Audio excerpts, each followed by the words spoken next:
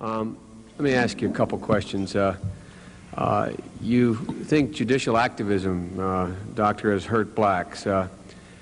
Judicial activism of eliminating restrictive covenants in deeds, eliminating segregation in schools, one man, one vote, literacy test. Do you consider those judicially active?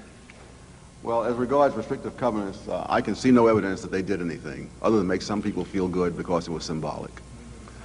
As regards desegregation of the school system, that should have been done long before and on a much more sound basis. I've gone into this at great length in previous writings.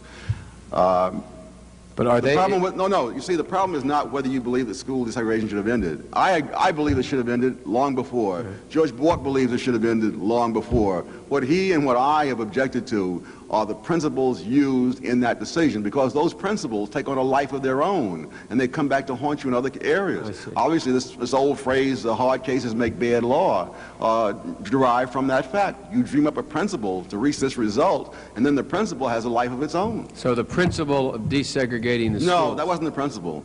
The principle was the reason that they picked for it. Well, that's all I'm saying. Okay, the reasons they picked... Yes. Desegregating the schools, you and Judge Bork agree were the wrong principles, and they should have not. So the court shouldn't have done that. No, the court should have done it. Oh, okay. Both of us have said the court should have done it. I see. And in my case, and I think in his case, the court should have done it a lot sooner. How?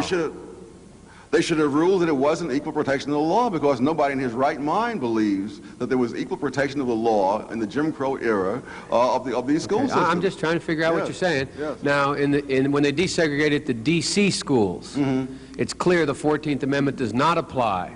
Everyone agrees that the 14th Amendment does not apply to the District of Columbia. How would they have done it in the District of Columbia? Should they have just let it stand in the District of Columbia? Segregation? No, in fact, Senator, it's interesting that you say that, because I've gotten the first thing I ever wrote in on a public issue was in November 13th, 1950, in the Washington Star, in which I argued for the desegregation of the D.C. school system. So that on what principle?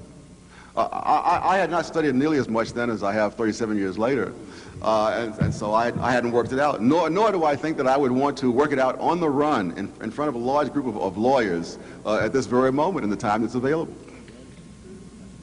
Well, how about literacy test?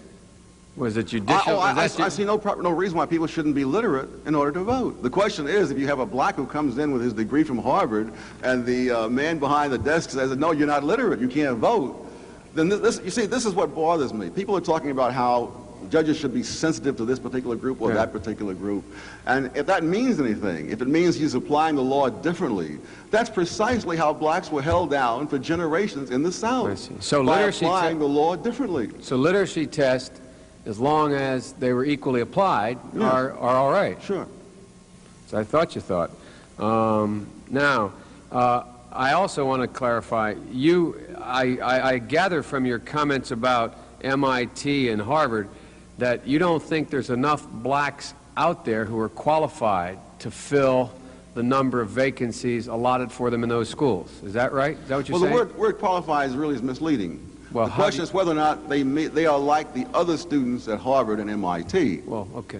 Well, so there's not... So they may be perfectly qualified. This same student might go through, God help us, I hope there's nobody here from Illinois, Illinois Institute of Technology and do well. But there's no reason why he should fail at MIT. There's no prestige in flunking out of the Ivy League. I got it. So, but my point is, you believe there are not enough black women and men out there that are the same as white women and men to be able to go through Harvard and MIT. If there were, it would mean that the whole history of oppression had done no harm whatever. Well, so the answer is you don't think there are. I just want to figure out what you're saying. It's not a question of what I think. It's a factual matter. So factually, you're saying factually there are not enough. Factually, this study's already been done by Clickguard at Harvard, and the figures are all there. Anyone can look them up.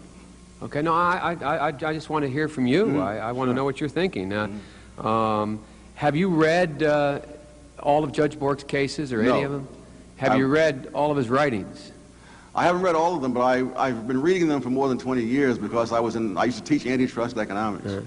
Now, are you part of what they call the law and economics school? You know that?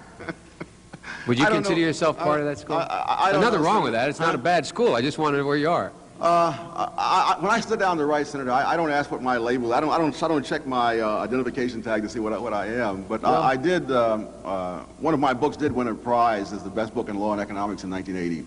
Yeah, no, but I mean, there's almost a term of art out there called the School of Law and Economics. Yes.